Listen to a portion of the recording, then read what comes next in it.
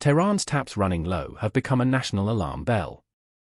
What began as years of creeping shortages has, in 2024 to 25, flipped into an acute emergency, reservoirs at historically low levels, repeated public holidays to save water and energy, warnings from the presidency about rationing, and renewed talk in Tehran's corridors of power about whether the capital itself can remain where it is. The crisis is less a single cause than the painful overlap of climate change, unsustainable water policy and rapid urban growth, and the conversations about moving the capital are as much political symbolism as practical planning. Iran has been hit by several years of below-average precipitation and higher temperatures. But meteorology alone does not explain the severity. Decades of policy decisions have compounded the problem. Large dam projects, unregulated drilling of deep wells, inefficient irrigation for water-intensive crops and the chronic over-extraction of groundwater have left surface and underground supplies depleted. Experts now speak of water bankruptcy, a situation where annual withdrawals exceed the safe, renewable supply. In practical terms, that means Iran's main reservoirs and many city supply dams have plunged to unusually low percentages of capacity, prompting municipal water companies to announce rolling cuts and to target high-use households for stricter rationing. The knock-on effects include reduced hydropower generation, increased demand for diesel or gas for pumped water, growing dust storms as wetlands and lakes shrink, and the socio-economic stress that comes when farming and livelihoods fail. Tehran is a megacity built at the foot of mountains that historically delivered seasonal snowmelt and river flows.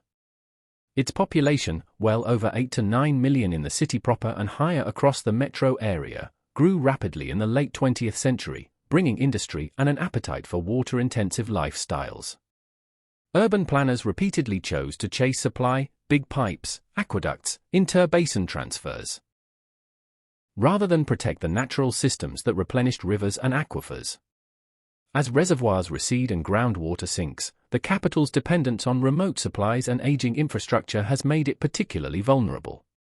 Recent official warnings have even suggested that, if rationing fails and reservoirs keep falling, authorities could be forced to consider evacuation options as a last resort. Water shortages are not merely technical problems. They are political flashpoints. Iran has seen water-related protests before, notably in 2018 and 2021, where farmers, rural communities, and industrial workers have mobilized against what they describe as unfair distribution and poor governance.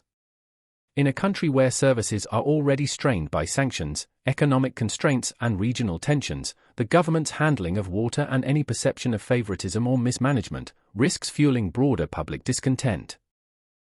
Even state media and some officials have started to admit that unplanned dam building and mismanagement, rather than drought alone, are major drivers of the emergency.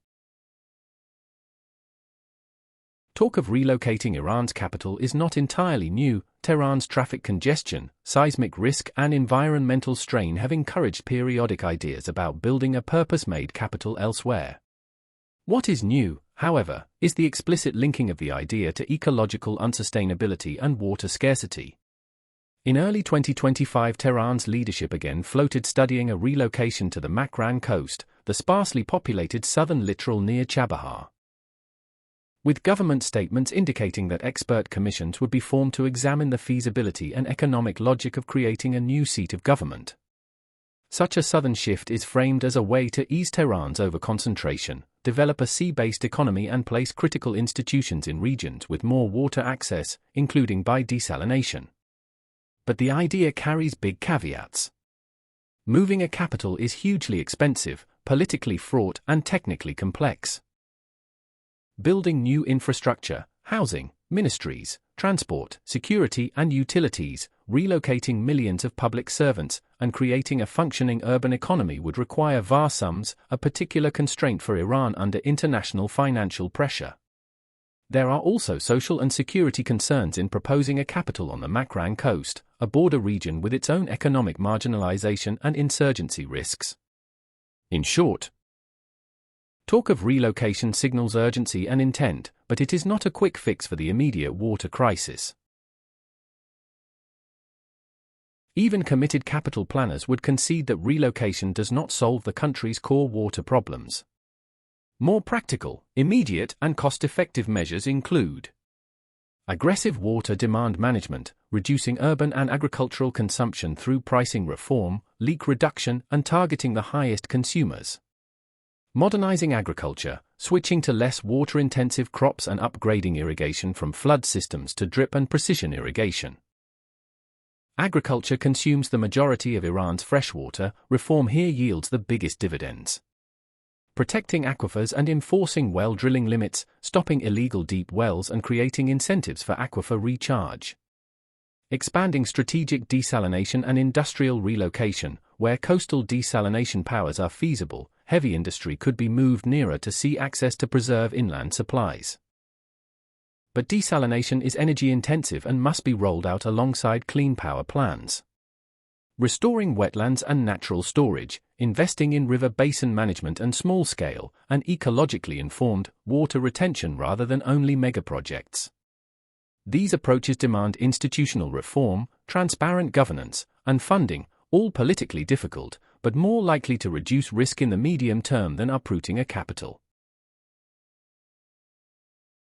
Iran's water emergency is a mirror showing the combined costs of environmental change, decades of policy choices, and rapid urban expansion. The renewed conversation about moving the capital underscores how severe the authorities consider the problem to be, yet relocation remains a last resort, strategic decision rather than an immediate remedy. For most Iranians, the urgent questions are simpler and nearer term. Will there be enough water for drinking, cooking, and farming this year? Will rationing and price signals be introduced fairly? Will the state act to protect the rural communities already losing livelihoods? How Iran answers those questions, through reform and management or through costly symbolic projects, will determine whether the water crisis becomes a long-term governance failure or an inflection point toward smarter, more resilient water policy.